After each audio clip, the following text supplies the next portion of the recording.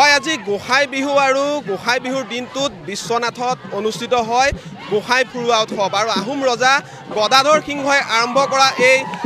গোসাই ফুৰুৱা উৎসৱ যুগ যুগ ধৰি চলি আহিছে বিশ্বনাথত আৰু বিশ্বনাথৰ ৰাইজে এই পৰম্পৰা আজিও ৰক্ষা কৰি আছে আৰু এই মুহূৰ্তত মই উপস্থিত আছোঁ বিশ্বনাথ ঘাটত আৰু মোৰ সহযোগীয়ে ইয়াত দৃশ্য দেখুৱাব এয়া হৈছে গোসাই ফুৰুৱা উৎসৱৰ দৃশ্য আৰু 341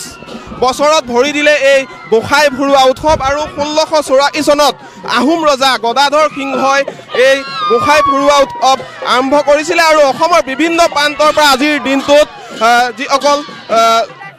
ভক্ত বা ৰাইজ এই বিশ্বনাথ ঘাটৰ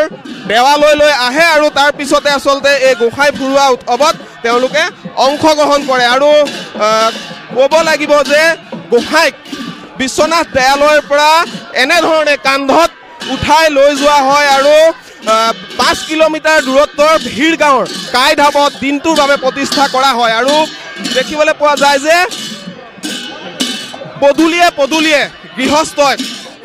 গোসাইক সেৱা জনাই আশীৰ্বাদ গ্ৰহণ কৰে আৰু আহোম যুগৰ এই পৰম্পৰা আজিও আচলতে বিশ্বনাথত ইয়াত চলি আহিছে আৰু এই দৃশ্য আমি দেখুৱাই আছোঁ বিশ্বনাথ ঘাটৰ পৰা ইয়াত স্থানীয় লোক আছে আপোনাৰ কাষলৈ আহিছোঁ আহোম যুগৰ এক পৰম্পৰা আজিও বিশ্বনাথৰ ৰাইজে কিন্তু পালন কৰি আছে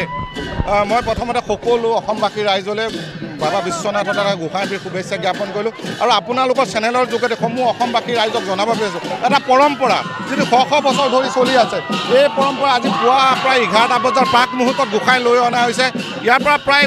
প্ৰতি ঘৰৰ পদূলিয়ে গোসাইক ৰখা হ'ব তেওঁক প্ৰাৰ্থনা কৰাব তেওঁৰ পৰা আমি আশীৰ্বাদ বিচাৰিব প্ৰতি ঘৰ যাতে সকলো ৰাইজৰ মাংগলিক হওক সকলো সমস্যাৰ সমাধান হওক সকলো ৰাইজৰ আধ্যাত্মিকতা বাঢ়ি আহক তেনেধৰণে এটা পৰম্পৰা প্ৰতি ঘৰৰ পদূলিয়ে গোসাইক ৰাখি তেওঁক আৰাধনা কৰা হ'ব আৰু দেখিছে আপুনি এটা লোকাৰণ্য হৈছে এই লোকসকলে এতিয়া খোজকাঢ়ি কাঢ়ি যাব প্ৰায় 5 কিলো নিলগত থকা পানী ভঁৰাল যিটো ভিৰ গাঁও বুলি কয় তাত গোসাই পুনৰ তাত গৈ ৰখিব জিৰাব তাৰপৰা পুনৰ আকৌ 1-1.5 ঘণ্টাৰ পিছত আকৌ বাবা বিশ্বনাথ তেওঁ নিজৰ জেগালৈ ঘূৰি আহিব এই সময়ছোৱাত আমাৰ দেখিব বিশ্বনাথৰ লগে পৃথিৱীৰ সকলো স্থানৰ পৰা অহা ভক্তগণ ইয়াত সমবেত হৈছে তেওঁলোকেও আশাবাদী যে বাবা বিশ্বনাথে সকলোৰে মংগল কৰিব ইয়াতে গুপ্তকাশী হয় যিটো কাশীতকৈও আধ্যাত্মিকতা আছে বুলি আমি জ্ঞান কৰোঁ ইয়াতে গুপ্তকাশী হয় এই গুপ্তকাশী আধ্যাত্মিকতাই সকলো নাগৰিকক সকলো প্ৰাণীৰ যাতে মাংগলিক হয় তাৰ কাৰণে বাবা বিশ্বনাথৰ ওচৰত আমি প্ৰাৰ্থনা জনাইছোঁ আৰু আপোনালোকৰ চেনেলৰ জৰিয়তে সকলো অসমবাসী ৰাইজক আমি বাবা বিশ্বনাথৰ এই মাংগলিক যিটো পৰম্পৰা যিটো শ বছৰ চলি আছে এই চাবলৈ তেওঁলোকক নিমন্ত্ৰণ জনাইছোঁ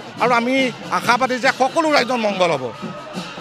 ধন্যবাদ জনাইছোঁ আৰু এই দৃশ্য আমি সমান্তৰালকৈ দেখুৱাই আছোঁ বিশ্বনাথ ঘাটৰ পৰা আৰু আহোম যুগৰ এক পৰম্পৰা 341 বছৰ ধৰি এই পৰম্পৰা বিশ্বনাথত চলি আছে আৰু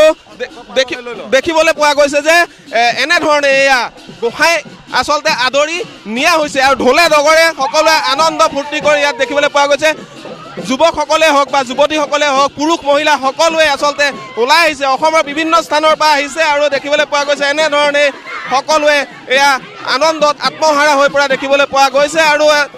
গোসাইক আচলতে ধৰ্মীয় নীতি নিয়মৰ জৰিয়তে এনেধৰণে নিয়া হৈছে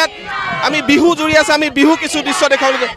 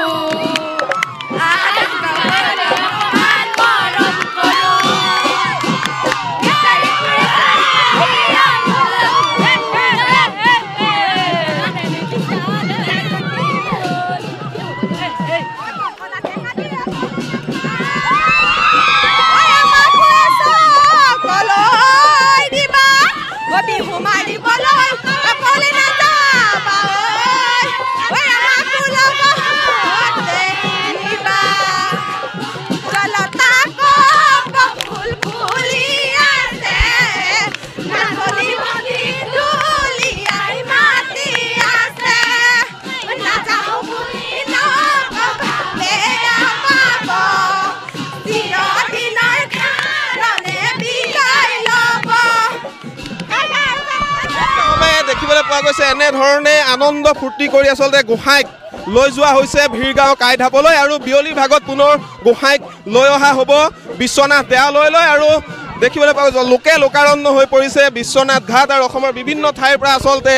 এই সকল ভক্ত আহিছে আৰু আজি এই গোসাই বিহুৰ দিনটোত বিশ্বনাথ দেৱালয়ত আচলতে গোসাইৰ আশীষ লৈছে। আমি দৃশ্য দেখুৱাইছোঁ সম্পূৰ্ণ যি ধৰ্মীয় ৰীতি নীতিৰ জৰিয়তে গোঁসাইক এনেধৰণে আচলতে আগবঢ়াই লৈ যোৱা হৈছে আৰু পদূলিয়ে আচলতে এনেধৰণেই গোঁসাইৰ আশীৰ্বাদ লৈছে গৃহস্থীয়ে আৰু প্ৰায় 5 কিলোমিটাৰ দূৰ এনেধৰণে তেওঁলোকে গোঁসাইক লৈ যাব আৰু কাইঢাপত প্ৰতিষ্ঠা কৰাৰ পিছত বিয়লি পুনৰ তেওঁলোকে আচলতে গোঁসাইক বিশ্বনাথ দেৱালয়লৈ পুনৰ উভতাই লৈ আহিব আৰু এই যি 341 বছৰীয়া পৰম্পৰা সেই পৰম্পৰা ৰক্ষা কৰি এই বছৰো এনেধৰণে গোঁসাই ফুৰোৱা উৎসৱ বিশ্বনাথত আয়োজন কৰা হৈছে আৰু আহোম ৰজা গদাধৰ সিংহই আৰম্ভ কৰা এই পৰম্পৰা এতিয়াও ইয়াত চলি আছে আৰু বিশ্বনাথৰ ৰাইজে এই পৰম্পৰা ধৰি ৰাখিছে আৰু এয়া দেখুৱাই আছিলোঁ আমি বিশ্বনাথৰ যি গোঁসাই ফুৰোৱা উৎসৱ এই গোঁসাই ফুৰোৱা উৎসৱৰ আৰু এনেধৰণে এতিয়া দেখিবলৈ পোৱা গৈছে যে লোকে লোকাৰণ্য হৈ পৰিছে বিৰদি বাট নোপোৱা অৱস্থা আৰু ৰাইজে ইতিমধ্যে বিশ্বনাথ দেৱালয়ৰ পৰা গোঁসাইক কান্ধত লৈ এতিয়া এনেধৰণে এই ভিৰ গাঁৱৰ কাইঢাপলৈ আচলতে তেওঁলোকে আগবাঢ়িছে। আপুনি বিচৰা বাতৰি পাব কেৱল নিউজ 18 এপত। নিউজ 18 এপ ডাউনলোড কৰিবলৈ স্কেন কৰক এই QR কোড। গুগল প্লে ষ্টৰতো পাব এই নিউজ 18 এপ।